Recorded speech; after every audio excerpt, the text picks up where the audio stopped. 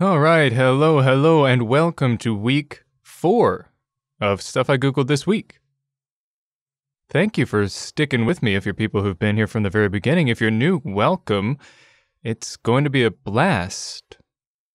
Not sure what the game's going to be. It might be League, it might be Binding of Isaac, it might be Star Wars, but hopefully it's entertaining. Probably going to be a bit of a shorter one this week. I have less stuff prepared. And my voice is a bit sore. I've been having some rough allergies recently and trying to take it easy on the voice, but I have to keep these going for the sweet 10 views. Hello. So anyway, thanks again for joining us, and let's hop right into it. As I did last week, let's start off with a joke. My wife told me I had to stop acting like a flamingo, so I had to put my foot down. Jokes. All right. First topic. I'm going to be honest here. This is less about education and more about me ranting because you know what? I just have to rant sometimes. This topic is Pascal's wager. Now, I'm sure a lot of people have a general understanding of what it is, but just in case they don't, let's do a brief overview. Basically, what made this come up for me is that I was going to reference it in some sort of Reddit argument, and I just wanted to double check one aspect of it, and then I ended up having some thoughts. So, Pascal's wager essentially says that you might as well believe in God, because if there is one, then you get to go to heaven, and if there isn't, then you didn't lose anything. Now, this is a pretty popular philosophy to take, and it's kind of baffling to me because there are kind of a lot of obvious flaws.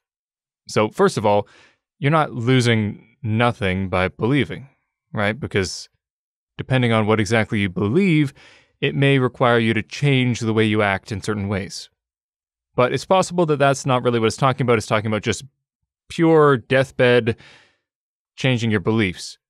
But even then, it's quite flawed because this is assuming a binary choice. So it's saying, either there is a usually Christian God or there isn't. But there are all sorts of gods out there, so it's either there is a Christian God, or there is the Roman gods, or there are the Greek gods, or there are the Chinese gods, or there are the Indian gods. There are so many different kinds of gods that it isn't this dichotomy that Pascal seems to be saying. Now, granted, Pascal said this stuff in an area where it was basically Christianity or nothing. So it kind of made sense in that context, but in modern day, it doesn't, because we're aware of all this other stuff in the world around us. Plus, it might actually be worse to believe in one if it turned out to be another god. As we learned in the 10 Commandments and the 5 Pillars of Islam, you can see episodes 1 and 2 for those, respectively, religions make a pretty big deal about having no other gods before them. The first commandment said, "Thou shalt have no other gods before me." So if you think about it, by choosing no God, then you're kind of going along with it. I have no God before Jehovah or Allah because I have no God, period. Anyway, just thought that was kind of a not particularly inspired thought, but something I enjoyed and maybe it would make a few people think. Who knows? Apologies for the rant, but sometimes I just gotta do it. All right, let's move on to Did You Know? I'm going to try redoing the theme song. I wasn't too pleased with it last week. Did you know? Did you know? Did you know? Did you know? All right, that was perfection, and I'm now ready. This one I saw on Reddit, and, it's one of those facts that goes around the internet all the time, but I hadn't heard it until then, so maybe some of you will not have heard it until now. Mr. Rogers, everyone's favorite childhood entertainer other than maybe Mr. Dressup, got a letter from a blind viewer who said they were worried that the fish were hungry because they couldn't see that he was feeding the fish. So then from then on, he always said out loud, "I'm feeding the fish," whenever he was feeding the fish. Just for that girl. What a guy. The first interracial kiss on American TV was on Star Trek between Kirk and Uhura in 1968. This is definitely one of those facts that you hear about a lot, especially if you're a fan of Star Trek. But you may not know that the first interracial kiss on TV ever seems to have been a British broadcast of Ted Willis's play Hot Summer Night, which was broadcast on February 1st, 1959, almost a decade before. Side note, my TV recommendation of the week is Star Trek Enterprise. It's oft maligned, but I really like it. Also, Archer is certainly daddy.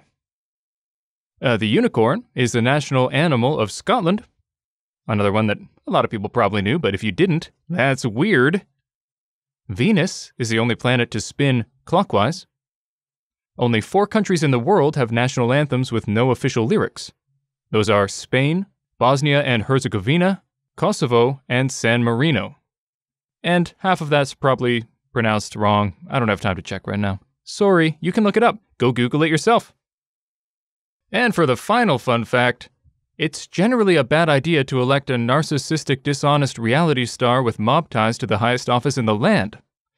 That's just speaking generally, nothing specific here. On an unrelated note, Trump is currently in the hospital. Apparently today he's on his way back to the White House, where he will be totally fine and not being treated for a relatively severe case of COVID, as the case seems to be, despite what his doctors say. Oh. As another fun fact, wear a friggin' mask. I don't care. Just wear it. It doesn't hurt you. It doesn't. You might save a life.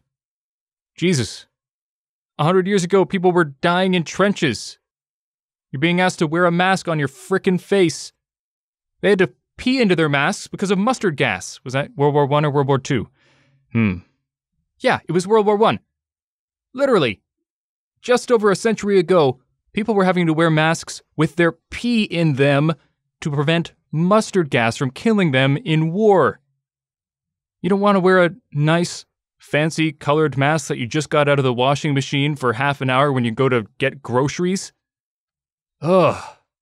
Stop it. All right, let's move on. Next, we have personal versus private property. This is one of those things that I just came across in my political research and political arguments. Generally, personal versus private property is a conversation that's generally had in Marxist circles, and I don't know squat about Marxism, so I'm probably going to avoid most of the political side of things, but I am trying to learn about it. So generally, personal property can be seen as possessions, so items intended for personal use. For example, toothbrush, clothes, homes, vehicles, sometimes money. They must be gained in a socially fair manner, and the owner has distributive rights to exclude others. Private property, on the other hand, is a social relationship between the owner and persons deprived, not between a person and a thing. This can include artifacts, factories, mines, dams, infrastructure, vegetation, mountains, seas. These things generate capital for the owner without the owner having to perform labor. Those who perform the labor using someone else's private property are deprived of the value of their work, instead being given salary. By Marxist theory, private property is the capital and the means of production, personal property is consumer goods and services. So basically, from what I can tell, under Marxism, it doesn't mean that nobody owns anything. You can still own things. You can still own your clothes, your house, your car. You just can't use your property to generate capital on the backs of other people's labor. Neat.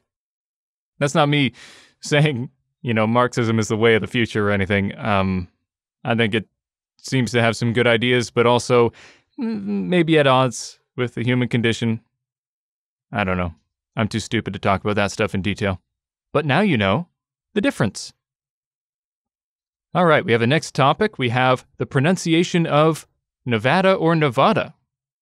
There is no official pronunciation. I always personally think about Veep, because there's that guy who kept correcting people when they said Nevada. He would say, it's Nevada, it's Nevada. And it turns out that it generally is Nevada in Nevada. It originates from the Spanish word Nevada, meaning snow-capped, which sounds kind of weird because it's super not snowy. It's all desert. but it was probably named after the Sierra Nevada, a snow-capped mountain range. But why, if the Spanish word sounds more like Nevada, although admittedly it's more in between and but, this sounds a little more Nevada-ish. But then why do locals say Nevada? Well, there's some disagreement, but it's believed that it was probably because it was settled in the 1860s by mostly Northerners and Midwesterners who tended to use hard instead of soft like the Southerners. Kind of like how we Canadians sometimes say pasta and not pasta. Although I think we get it from the British, I'm not sure. Man, the British pronounce everything wrong. It's like they make an attempt, it's like they make an actual effort to pronounce things wrong. It's really impressive. But I say pasta, so who am I to talk? All right, we have another joke. This one's one of my favorites. It's one of my go-tos when I would be bartending and somebody asked me for a joke. So, a penguin brings his car into the mechanic, and he says, "Hey, it's gonna be an hour." That's how mechanics talk. They're always gruff like that. It's true. All of them. So anyway, the penguin goes off to get some ice cream, as penguins love to do because, they like the cold. And he goes and he gets just vanilla. He's not a fancy penguin. He doesn't want any of that rocky road or anything. He just gets a plain vanilla. And he goes and he starts eating it, but all he's got is these flippers, so he's trying to hold the cone between the two flippers. It's a mess. He gets it everywhere. But it was delicious, because penguins love ice cream. So eventually an hour has passed, and he goes back to the garage, and the mechanic goes up to him and says, "Looks like you blew a seal." And the penguin says, "Oh, no, that's just ice cream." Aha! Blew a seal. That naughty, naughty penguin. All right, we have one more topic. And this is one of my favorite things I've ever heard of. The actual description of what it is kind of neat, but the name for it is phenomenal. Are you ready? It's called Schwaification. Schwaification. Spelled S-C-H-W-A, ification. Schwaification. I love it. Am I weird? Does nobody else find that hilarious? Anyway, so this came up when I was looking up Nevada. It basically refers to when the vowel clarity is low.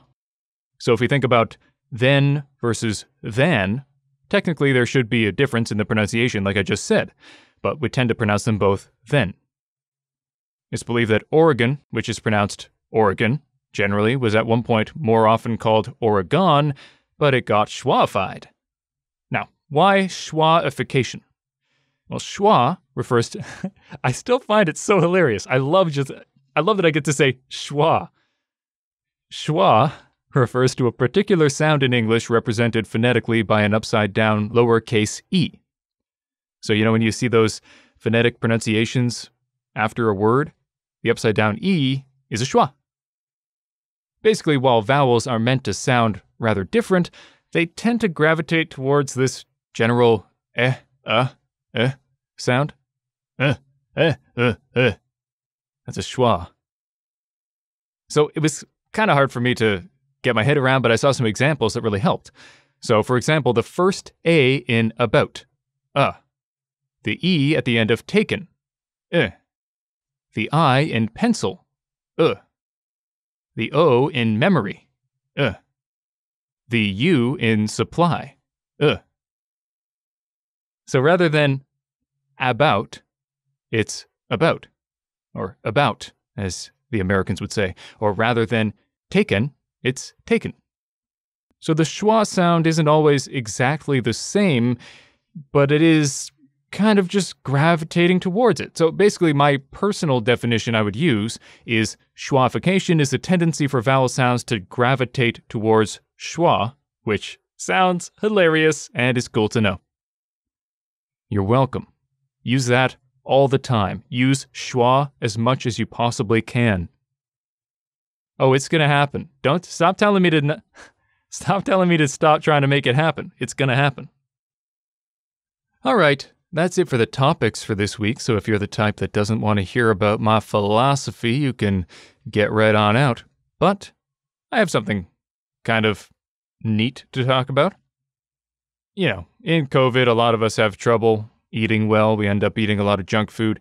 And one of my epiphanies that I had, that I so often do, is that, especially growing up, a lot of people can get into this mindset of having to finish. You know, the whole, there are kids starving in Africa, how can you not finish your whatever? And I do think that's good. For healthy things, it's important to be able to just work through it, finish it, get the vitamins in you. It's good. But for unhealthy things, I think this is counterproductive. For example, I was having a can of Pepsi, as I sometimes do. Sue me. But I was halfway done, and I was just like, you know, I had my fill. That's all the Pepsi I needed. I had a craving, and it was quenched. But now I have this half can of Pepsi. What, I'm not going to waste it. I'm not going to pour it down the drain. I should finish it. But once it's open, it doesn't matter. It doesn't matter where it goes. Nobody benefits from you finishing this can of high fructose corn syrup and water. And this sounds super obvious, but it is something that I really kind of came to notice, that I don't need to finish these things.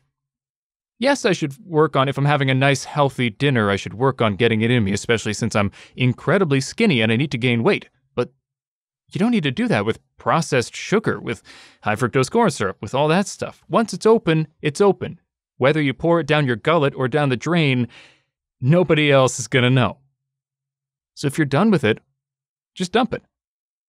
It's not wasteful. I mean, recycle the can and everything, whatever. But dump the rest. Now, if it's something like chocolate that you could give to somebody else, sure, do that. Or if you have somebody in your house that wants to drink the rest of your Pepsi, sure, do that. But if you're just sitting there and it's a question of dumping it or just forcing yourself to consume this unhealthy stuff, just dump it. It's fine. Anyway, yeah, it's not as, lofty as some of the previous weeks are, but it really is easy to just get caught in this mindset without actually evaluating why you're doing things. It's good to finish your food, in a lot of cases, but it's bad to force yourself to finish something if you're not enjoying it, and especially if it's not healthy. All right, that's stuff I Googled this week. It's, not exactly becoming a weekly thing, but I'm hoping to have it roughly every week. Ideally every Sunday.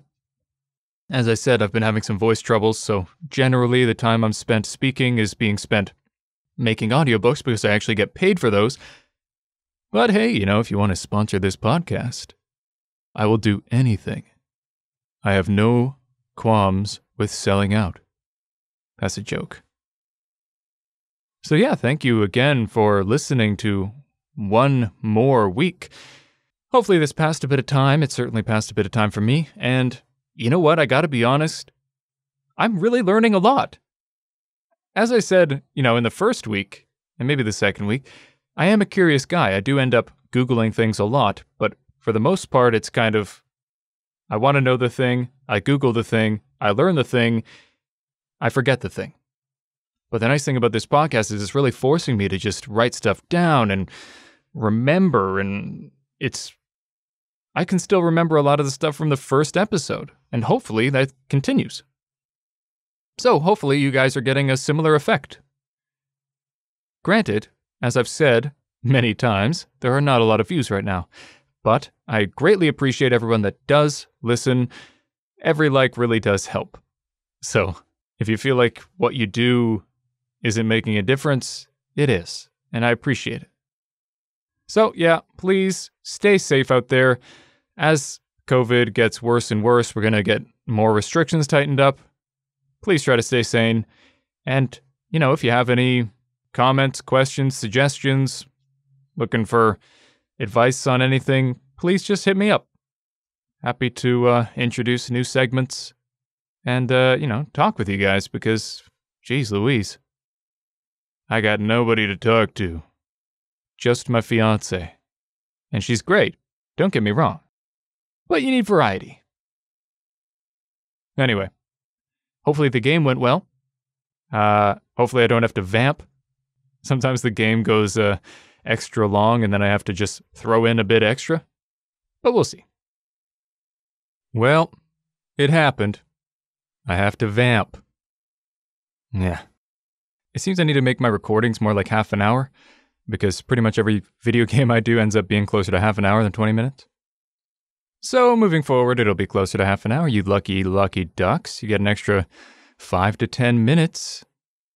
But in the meantime, let's go over Dinosaur Periods. So we've all heard of Jurassic Park and probably the various periods, but I'm going to be honest, I know very little about them. Even though I've literally made videos about them on Life's Biggest Questions, and I suspect a lot of you may not be super up on it either. So I thought we'd look into it. So non-bird dinosaurs, which are the dinosaurs that we think of, were around from about 252 million years ago until about 66 million years ago. And this whole period, the time when dinosaurs roamed the Earth, is known as the Mesozoic era. So I know for me, I kind of thought Mesozoic was like Triassic, Jurassic, Cretaceous, like it was just one of those, but it's actually the all-encompassing era in which you found those three periods. So Mesozoic is the dinosaur era, but it's split, as I alluded to, into three periods: first Triassic, then Jurassic, and then Cretaceous. Now, why are there these three periods? That was because before this, we had Pangaea, which if you play Civilization, you'll know is when the Earth was just one great big continent.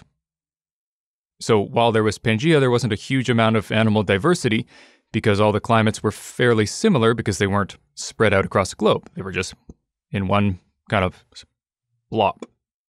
A big blob, but a blob nonetheless. But then over time, Pangaea, as we know, broke up into several continents, which led to the evolution of a bunch of different species. Because as things changed, new traits became advantageous in various different places, and the climate changed so much that there were whole different species that lived during the three periods.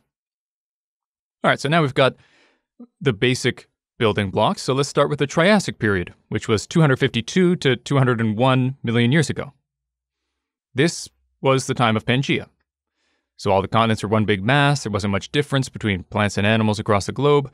The climate was fairly hot and dry. There were lots of deserts, no polar ice caps. Reptiles do well in hot climates, since their skin is less porous than mammal skin and their kidneys can conserve water better. So dinosaurs began to reign supreme, since they were so well adapted to this hot, dry climate. But near the end of the Triassic period, the late Triassic, there were a bunch of earthquakes and volcanic eruptions that caused the large continent to break in two. And there was a northern and a southern continent. So, what dinosaurs lived in this period? They were mostly smaller ones, but there were some early sauropods, like the Muskosaurus. They also all look quite similar, again, because the climate didn't vary a whole lot, so the same adaptations were considered advantageous throughout.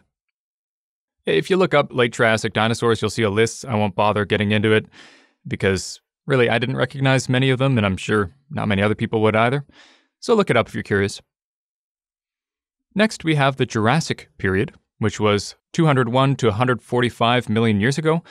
I should note that these times vary a bit from source to source, but it's in that general area. Oh, I just drooled tea all over my shirt. Gosh.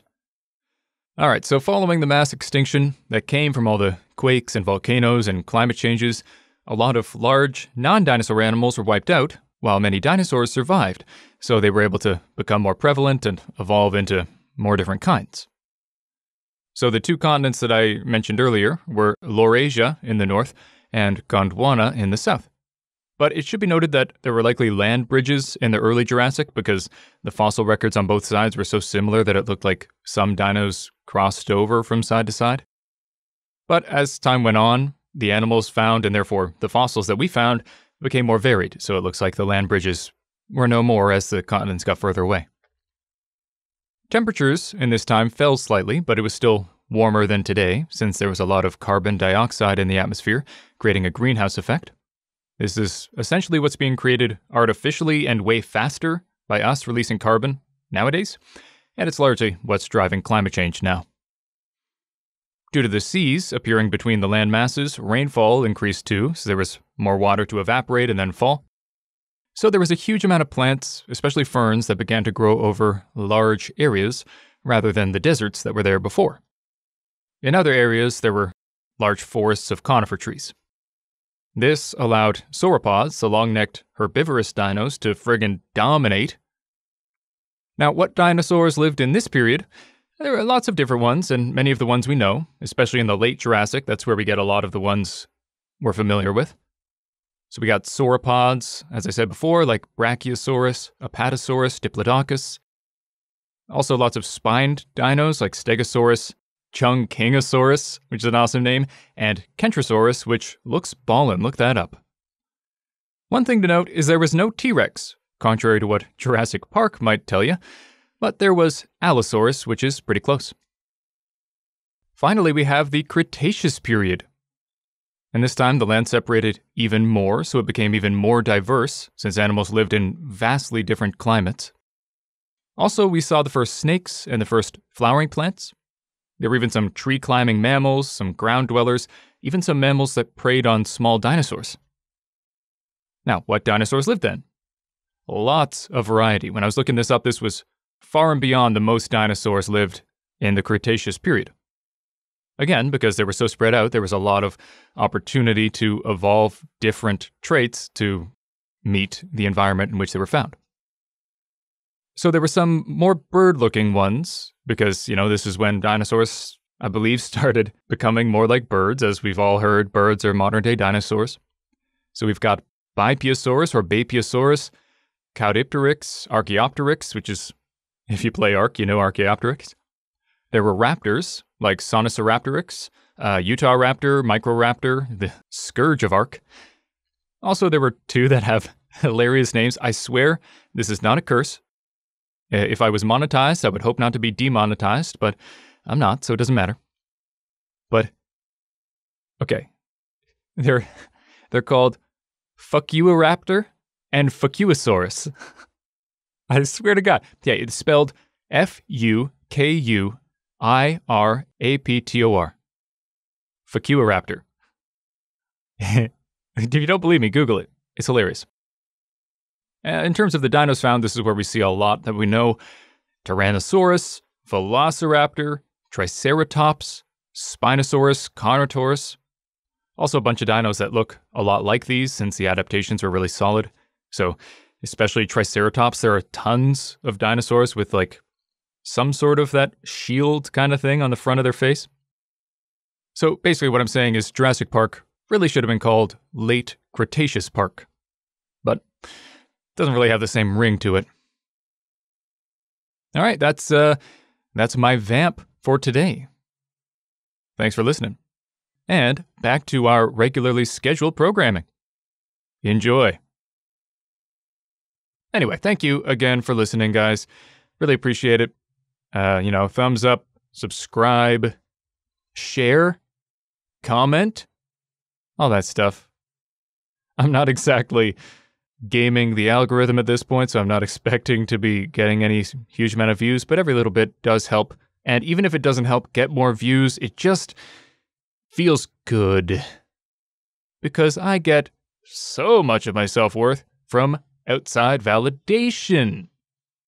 That's called having an unhealthy psyche. But that's okay. Live and learn. We're all on the path to finding ourselves. And on this path, you never know where you're going to go. So, hope you guys have a great week, and I will see you next week.